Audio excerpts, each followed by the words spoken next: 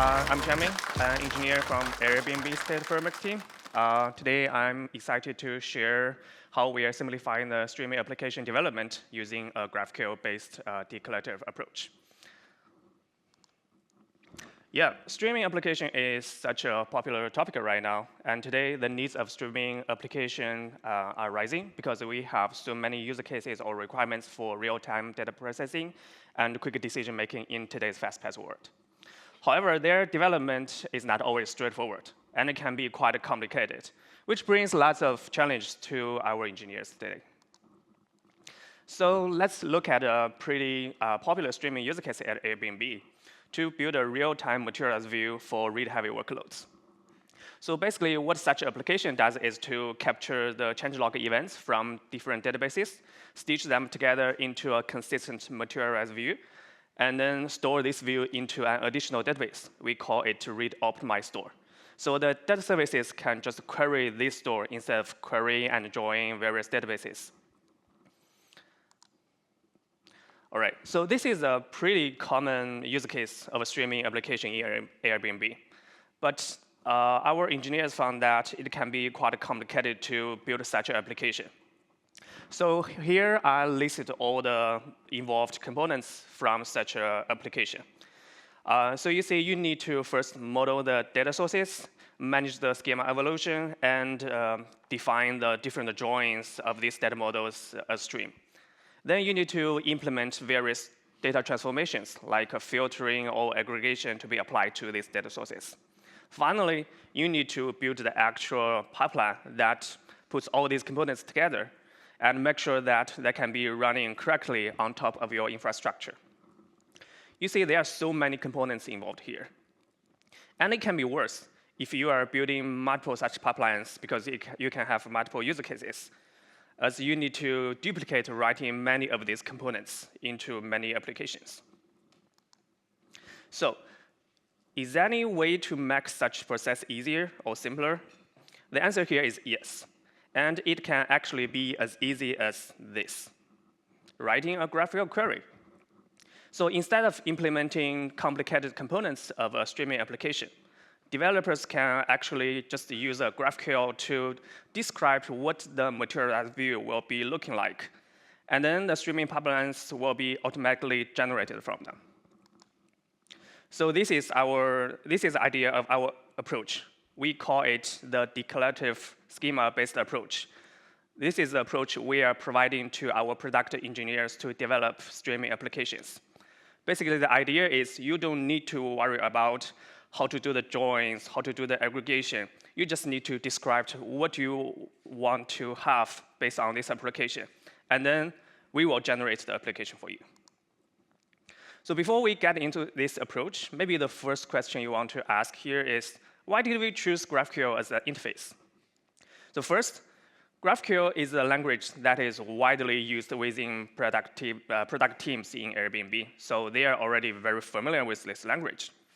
Second, it's pretty common for our product engineers to write GraphQL queries to fetch the data from different data sources and stitch them together.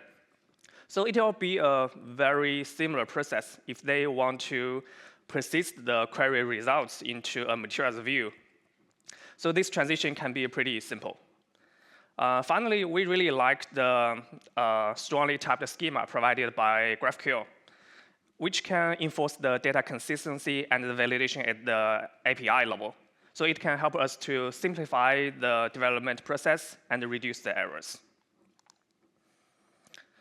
So let's talk about the GraphQL-based interface. So this interface has two parts, the GraphQL schema part and the query part. The GraphQL schema is used to model the data sources and the join relations at a unified place. So let's dive into this part a little bit more. In order to model the data sources, we use GraphQL object type to represent a data model and all its fields, which is pretty easy. But how do we represent the join conditions between different models? Our solution here is to use the GraphQL extend type. So in GraphQL, the extend keyword is used to add one field or types into another type. And we can leverage this feature to join one model to another by adding this model as an extended type in that model. Besides this, we also introduced a directive, customer directive. We call it join condition, like here, to indicate which fields from each model will be used in such join. So what's the benefit of defining this in the GraphQL schema? So once the data models and the join conditions are defined in this schema, it means that it can be reused across all pipelines that are defined from a GraphQL query. Now let's talk about the GraphQL query. So once we have the data model and the join conditions defined in the schema, we can build the pipeline using the GraphQL query. GraphQL query is the primary interface for our developers to work with, that they can define the data models to consume this in this view, how to stitch them together, and what kind of transformations will be applied. Let's go through this very simple example. So this is a materials view. We want to define a user model and with all the public review as a guest. So we start with querying the user model and all the users' fields we interested in this view. You can see there's a materials view ID directive. That is to indicate which field of this user model will be used as the primary ID of this view. And then we join this review model as an extended type under user model. And in order to do the data filtering, we provided the static filter directive.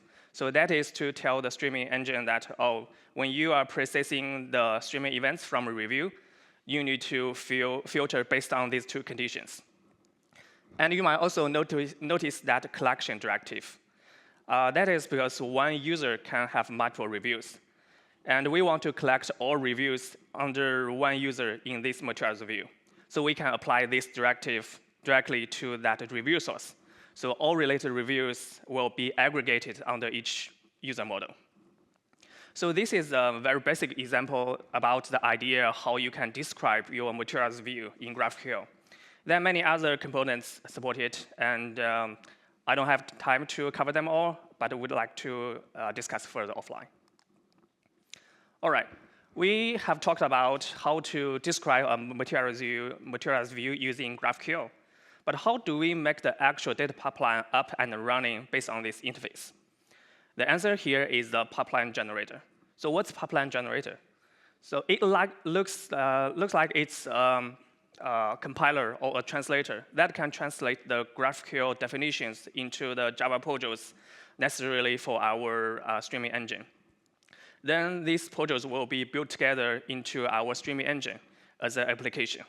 Then this resulting application will be running on top of the Airbnb's infrastructure to perform the real-time data processing and generate the materials view on the fly. So from this diagram, you can see that developers just need to interact with the GraphQL-based interface. And they don't need to care about the underlying components and the infrastructure at all. All right. We have worked through all the key components of this GraphQL-based declarative approach. Now this approach has been widely used in Airbnb teams. So there are already more than 20 teams are using this approach actively. It helped them to eliminate more than 50% of the code and replace them by the GraphQL query files, which are really simple. And then powered by this approach, more than 30 material views are generated in production, and they are actively serving the production traffic to optimize the data loading speed from various data services. All right. To conclude, I would like to share some key takeaways from our experience of building streaming applications. First key takeaway is find the balance between flexibility and ease of use. So our GraphQL-based declarative approach tries to fit right in the middle. On one hand, it targets to only the use cases for real-time materials view generation by providing limited operations, instead of trying to provide a solution to fit all the use cases. But on the other hand, it is very easy for our product teams to onboard and use this approach with much less learning curve than other streaming solutions. The second key takeaway is it is important to abstract away the challenges and complexities of building streaming applications from the business logic. Obviously, there are two benefits. First, it can boost the productivity of our engineers. So they don't need to worry about the complicated logic online, and they can just focus on delivering the business values from their team.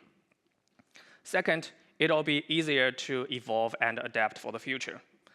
One example is, currently we are working on the next generation of real-time materials view engine. Because we are using this GraphQL query-based interface to our customers. So for our existing customers, if they want to transit their business logic from the old platform to the new one, this transition will be much smooth, and there will be much less effort and almost no learning curve for them to build pipelines on top of the new engine, which is pretty cool. All right, that's pretty much I want to share today. Given the time constraint of this 10 minutes window, it's a little bit hard for me to cover so many technical details about this approach. But I'll be happy to discuss further offline over there when you have any questions. Thank you.